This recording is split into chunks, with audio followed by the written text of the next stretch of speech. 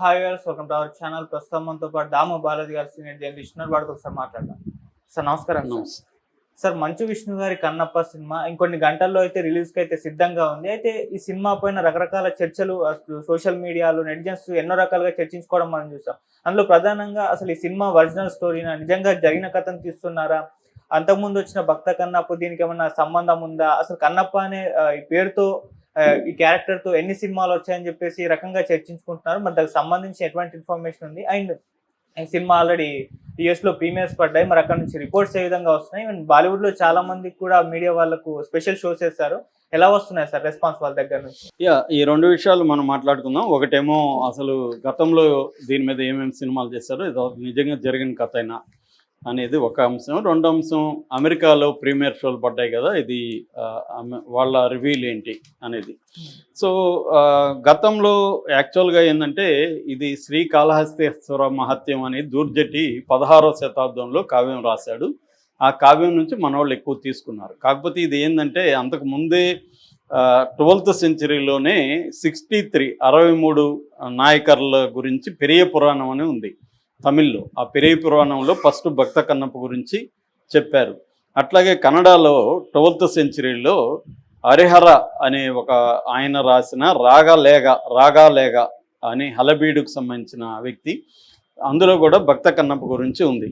అట్లాగే 13వ సెంచరీలో బసవ పురాణం పాల్కూరికి సోమనాథుడు రాశాడు, లింగాయత్ ట్రెడిషన్లకు సంబంధించి, అందులో కూడా భక్త కన్నప్ప గురించి ఉంది. అట్లాగే 1000 స్తంభాల మీనాక్షి గుడి, మదురైలో ఉండే మీనాక్షి గుడి 1000 స్తంభాల్లో అనేక మందితో పాటు కన్నప్ప బొమ్మ కూడా ఉంది. అట్లాగే విజయనగరంలో శివాలయ మీద కొన్ని విగ్రహాలు బొమ్మలు ఉంటే అందులో భక్త కన్నప్ప కూడా ఉంది. అట్లాగే తంజావూరు మ్యూజియంలో కన్నప్ప విగ్రహం కూడా ఉంది. అట్లాగే 19th సెంచరీ అంటే 1820-25 ప్రాంతంలో ఒక పెయింటింగ్, ఉడుప్పర పెయింటింగ్లో కన్నప్ప కాలు శివుడి కంటి దగ్గర పెట్టి బాణంతో కన్నుని తీస్తున్న పెయింటింగ్ కూడా ఉంది. అంటే ఇది ఎప్పటి నుంచో వస్తున్న కథ. ఇది నిజంగా జరిగిందా లేదా ఎవరికి తెలియదు. అంటే హిస్టరీ పరంగా దీని మీద లేదు. మనకు బేసిక్గా ఇలాంటి జానపద కథలు 2 రకాలుగా ఉంటాయి. ఒకటి వీరగాథలు, 2 భక్తి గాథలు. వీరగాథలు కొన్ని ఉంటాయి, బొబ్బులి ఈ కథలని వీరగాథల కిందకు వస్తాయి. ఇదేమో భక్తి గాథ కిందకు వస్తుంది కన్నప్ప. సో ఈ కన్నప్ప అనే అతను కాళహస్తి దగ్గర, ఎందుకంటే కాళహస్తి దేవాలయం కానీ లేకపోతే అక్కడ ఉన్న వాయులింగం కానీ ఈ కన్నప్పకి సరిపోయే విధంగా ఉన్నాయి, ఈ చరిత్రకు సరిపోయే విధంగా. అందుకనే దూర్జట్టు కూడా శ్రీ కాళహస్తీశ్వర మహత్యం అని చెప్పాడు. సో కాబట్టి ఈ కథ అప్పటి నుంచి వస్తూ ఉంది. వీళ్ళు దాన్నే పుస్తకాల్లో కూడా రాశారు, విగ్రహాలు కూడా పెట్టడానికి అదే కారణం. ఆల్రెడీ అది పాపులర్, జనంలో పాపులర్గా ఉంది. నిజంగా జరిగిందా లేదా అనేది కరెక్ట్గా తెలియదు కానీ పాపులర్గా అయితే ఉంది. అయితే దీని మీద సినిమాలు ఫస్ట్ వచ్చిన సినిమా 1938లో కన్నప్ప నాయనార్ అని విఎన్ సుందరం తమిళ సినిమా ఫస్ట్ వచ్చింది. బుక్ కూడా ఫస్ట్లోనే పెరియ పురాణం తమిళ్లో ఉంది. దాని తర్వాత సినిమా కూడా 1938లోనే వచ్చింది. 1954లో రాజ్ కుమార్, మన Kannada super star Raj Kumar act చేసిన బేడర కన్నప్ప అనే ఒక సినిమా వచ్చింది. 1955లో శివభక్త అనే హిందూ సినిమా వచ్చింది. షాహు మోదక్ అనే ఆయన దీన్ని డైరెక్ట్ చేశాడు. 1976లో మన కృష్ణరాజ్ది భక్త కన్నప్ప. మళ్ళీ 1988లో శివమెచ్చిత కన్నప్ప, కన్నడలో పునీత్ రాజ్ కుమార్, శివరాజ్ కుమార్ కొడుకు చనిపోయాడు ఈ మధ్య, అతను యాక్ట్ చేసిన ఇది వచ్చింది. దాని తర్వాత ఇప్పుడు మన విష్ణు తీసిన కన్నప్ప.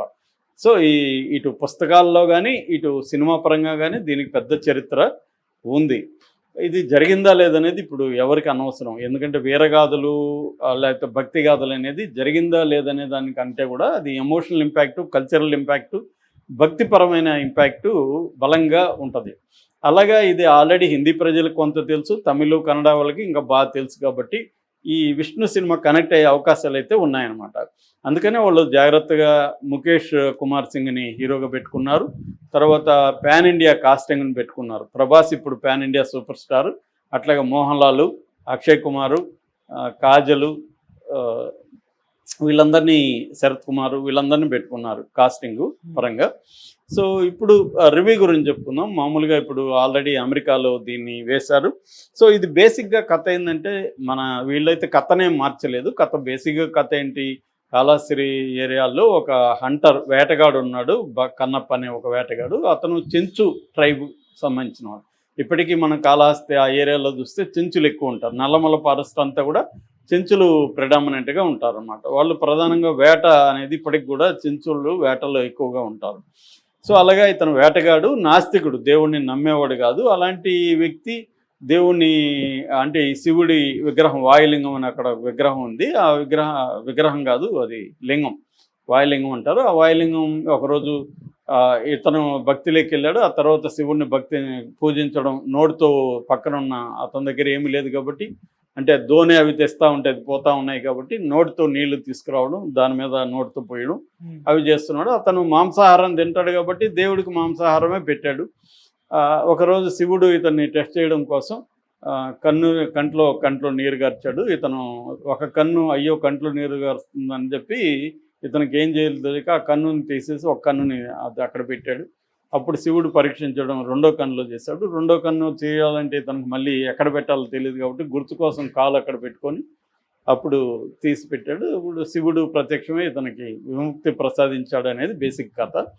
దాని తర్వాత ఏంటంటే ఈ కన్నప్పనే పూర్వజన్మలో అర్జునుడు అయినట్టుగా అర్జునుడు శివుడికి మధ్య యుద్ధం జరిగినప్పుడు దాంట్లో భాగంగా కన్నప్పగా అవతారం వ్యర్థమని శివుడు అడిగినట్టుగా ఇట్లా ఏవేవో కథ చేసి దానికి ఒక లింక్ కలిపారు. ఒక చిన్న సంఘటన ఉండొచ్చు, దాన్ని కథగా తీసుకొని అది పెరుగుతూ వచ్చింది.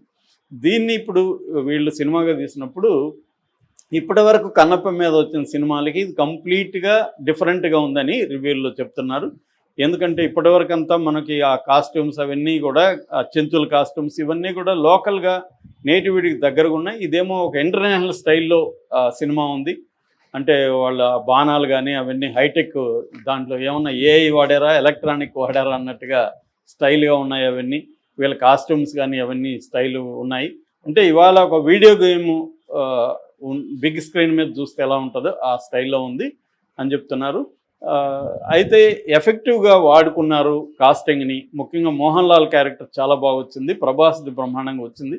వీళ్ళందరూ స్క్రీన్ టైం కూడా ప్రభాస్కి దాదాపు 30 నిమిషాలు ఉంది, మోహన్ లాల్కి 15 మినిట్స్ ఉంది, అక్షయ్ కుమార్కి 18 మినిట్స్ ఉంది, కాజల్కి ఒక 15 మినిట్స్ ఉంది. అలాగా స్క్రీన్ టైం బాగుంది. ప్రభాస్ క్యారెక్టర్ కూడా చాలా బాగా వచ్చింది. ప్రభాస్ ఫ్యాన్స్ కూడా చాలా బాగా ఎంజాయ్ చేస్తారు. ఫస్ట్ హాఫ్ అయితే కొద్దిగా స్లో నెరేషన్లో ఉంటే, అంటే కథను ఎస్టాబ్లిష్ చేయడం అవన్నీ వెళ్తుంది.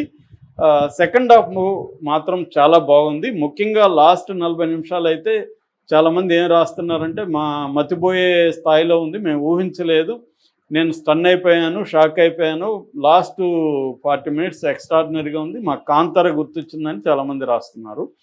సో భక్తి ఎలిమెంట్ని ఇతని క్యారెక్టర్ దీన్ని చాలా ఎక్స్ట్రాడినరీగా పోర్ట్రే చేశారు. విజువల్స్ చాలా ఎక్స్ట్రాడినరీగా ఉన్నాయి. కెమెరా స్టీఫన్ దేవసి చేసిన కెమెరా వర్క్